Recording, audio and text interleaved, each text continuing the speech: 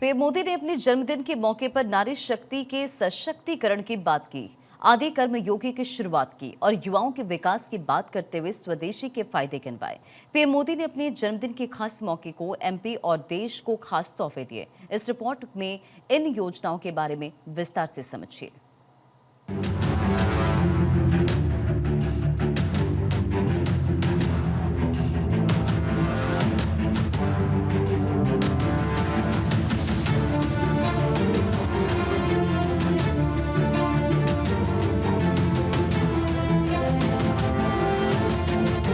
मध्य प्रदेश के धार से देश के विकास की रफ्तार तेज हुई है। आज पीएम मोदी ने धार से योजनाओं का रिटर्न गिफ्ट देकर न सिर्फ अपने जन्मदिन को खास बनाया है, बल्कि मध्य प्रदेश की महिलाओं और युवाओं की जिंदगियों को स्वदेशी धरती से ग्लोबल रंग देने की मुहिम भी छेड़ दी।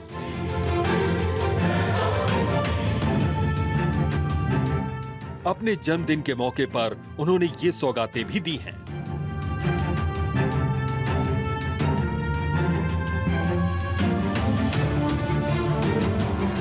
धार जिले के भैंसोला में आयोजित हुआ एक कार्यक्रम, जिसमें स्वस्थ नारी सशक्त परिवार 8वें राष्ट्रीय पोषण माह का आयोजन हुआ। इसके अलावा आदि कर्म योगी अभियान और सुमन सखी चैटबॉट सिंगल क्लिक के माध्यम से भी इसका शुभारंभ किया गया।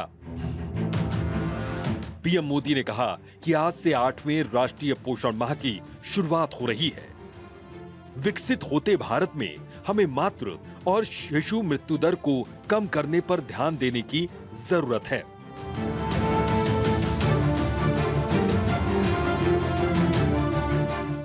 आठवें राष्ट्रीय पोषण माह की शुरुआत कर रहे हैं।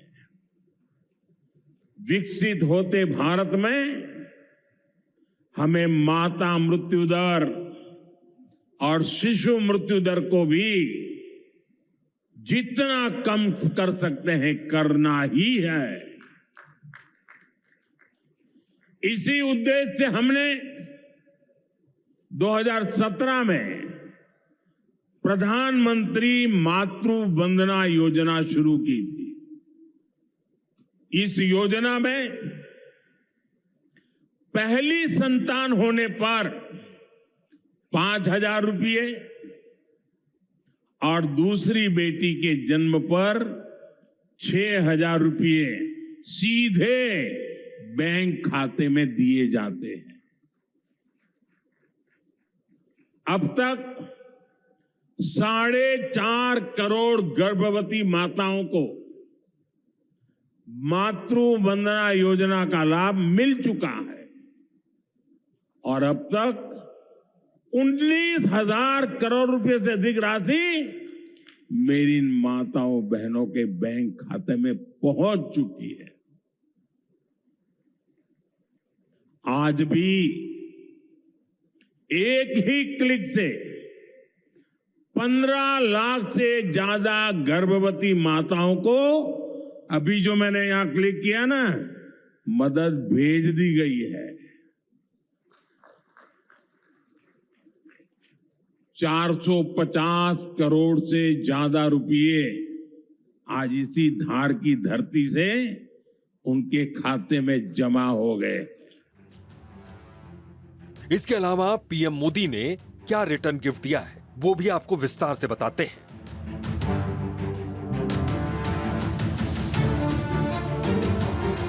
दरअसल आदर्श औद्योगिक नगर का तोहफा उन्होंने दिया। धार का पीएम मित्र पार्क, करीब 2158 एकड़ में यह पार्क बन रहा है। 20 MLD का कॉमन एफ्लुएंट ट्रीटमेंट प्लांट है। 10 MVA का सौर ऊर्जा संयंत्र लगेगा। आधुनिक सड़कों का निर्माण हो रहा है।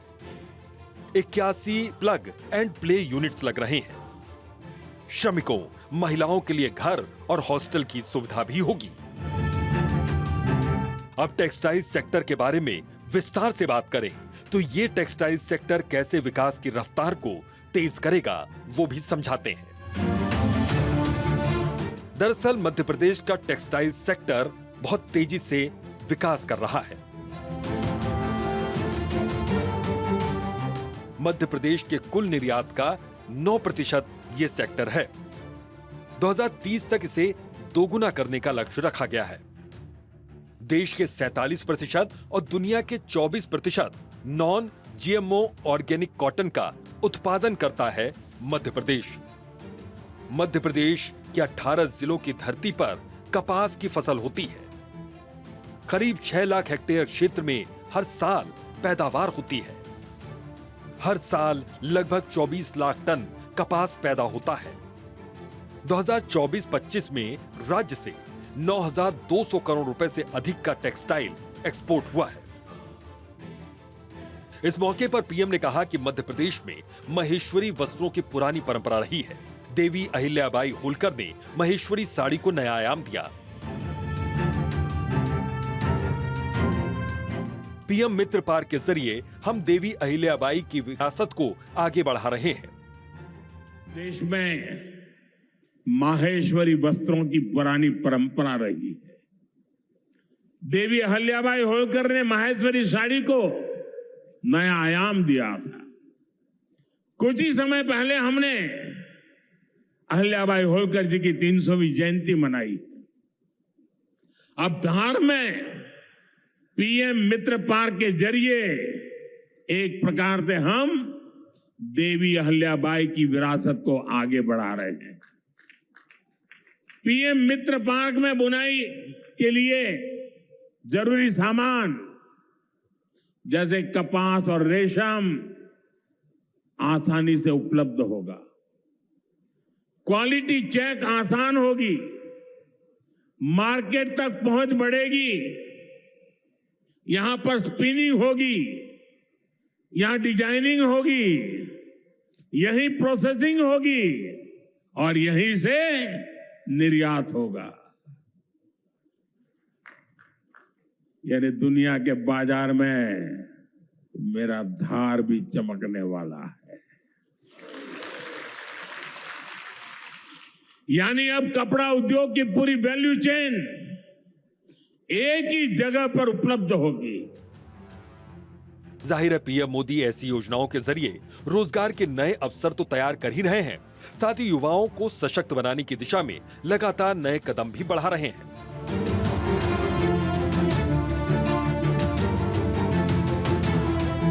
पीएम मोदी ने स्वदेशी पर जोर देते हुए कहा कि इसकी खरीदारी से हमारा पैसा देश में ही रहता है, वही पैसा फिर देश के विकास के काम आता है।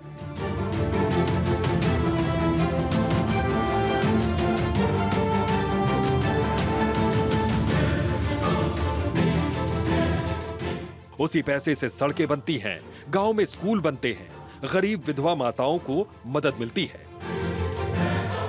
प्राथमिक चिकित्सालय बनते हैं। वही पैसा गरीब कल्याण के काम आता है।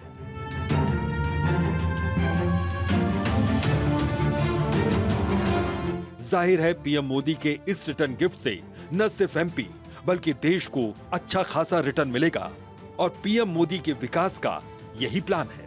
Bureau report, Bharat 24।